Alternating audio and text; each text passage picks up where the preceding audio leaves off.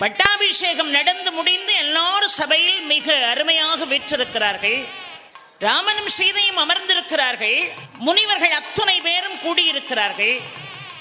ஆஞ்சநேயர் ஒவ்வொருவருக்கா போய் வணக்கம், எல்லாருக்கும் வணக்கம் வணக்கம்னு சொல்றாரு. அங்கிருந்து நாரதர் கூப்பிட்டாரு, ஏன் இப்படி எல்லாருக்கும் போய் வணக்கம் போட்டுக்கிட்டு இருக்கீங்க? ரத்தம் இருக்கும் விஸ்வாமித்திரரை கும்பிடாதீங்க சொன்ன உடனே போலன்னு விஸ்வாமித்திரரை மட்டும் விட்டுட்டு இவர் மற்ற எல்லாரையும் கும்பிட்டுக்கிட்டு இருக்காரு.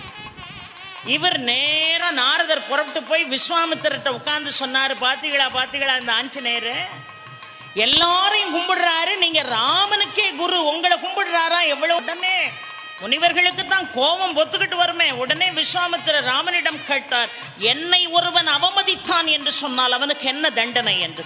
உடனே டப்புன்னு ராமன் கொஞ்சம் கூட யோசிக்காமல், என் குருவை ஒருவன் அவமதித்தான் என்று சொன்னால் அந்த அபச்சாரத்திற்கு தண்டனை மரணம்.